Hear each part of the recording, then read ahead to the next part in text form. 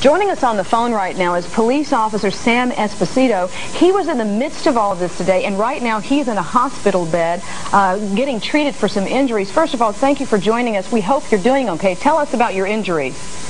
I have a busted kneecap on my right foot, and I have something wrong with my wrist. They just casted it up now, and I have some back injuries that I got when the building exploded. Tell me exactly, where were you at the time of the explosion? Well, actually, when the explosion happened, I thought I was on the second floor, but the fire department, when they found me, they said I was on the fifth floor.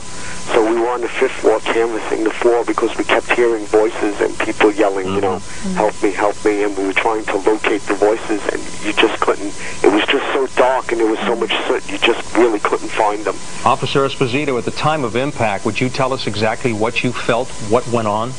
It felt like an earthquake. It felt like the ground from under you was just going to break open, and the whole building was just going to cave in.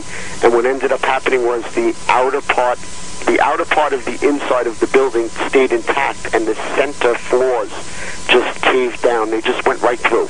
And all you do is just see a hole right through the center of the building, and the outside perimeter of the inside was just there, and that was all that was left. And you hear the voices, and the people are just, you just feel helpless. There's just really nothing, there's nothing you can do. You just try so hard, and there's nothing you can do. So how did your knee actually get busted in your wrist and in your back? How did it actually happen? Were you trying to pull someone to safety? Did something fall on you? When there was I believe, from what I understand, the fireman said that the street collapsed on the outside of the building, and when the street collapsed, there was an explosion which threw me. And it must have threw me across the room, and I ended up going unconscious. And I don't know how long I was unconscious for, but I heard the firemen, and you can hear the firemen like faintly through the noise and everything, and they happened to see me. If the firemen didn't see me, I wouldn't have got out of the building, because you couldn't see, you couldn't find an exit, you couldn't find the stairs, you couldn't find nothing. There was no way that you can get out of the building from the position that we were at on your own, unless you were brought to safety by somebody at that point.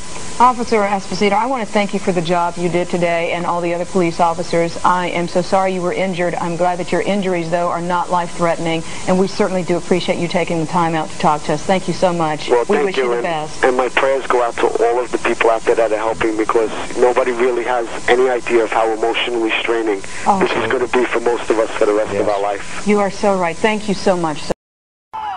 New York police officer Sam Esposito didn't think twice either. He was on the scene shortly after 9 a.m. as the North Tower of the World Trade Center stood awash in flames. After that happened, we raced back towards the building because we knew that there were people that didn't expect that building to fall, and I went in. And when I went in, we started doing searches, checking room by room, and we carried like 4 or 5 people out.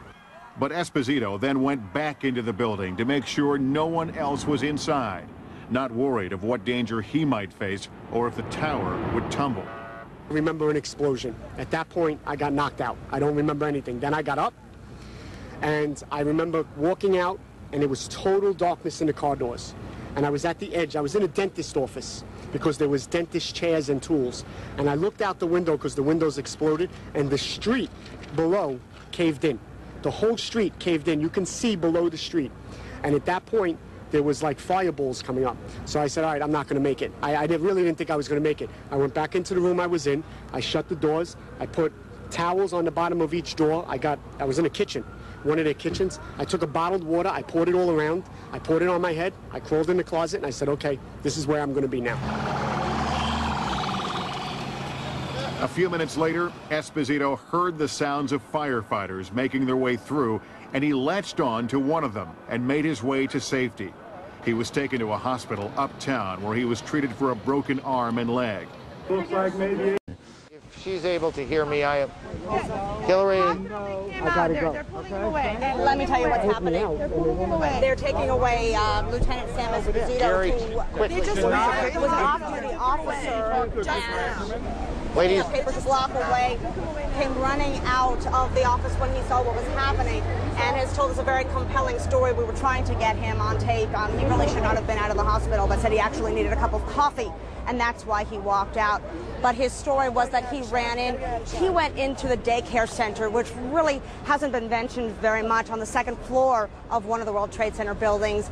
And the good news, he said, was there was nobody in that center, but he made his way up. He pulled people out with him as they resisted, and then there was an explosion. He said car exploding outside, knocked him unconscious, and he was rescued himself by a firefighter brought here to St. Vincent. So a very compelling story. I wish he could have told it for himself, but you may have seen he wasn't, I guess according to the hospital, in the condition to the outside.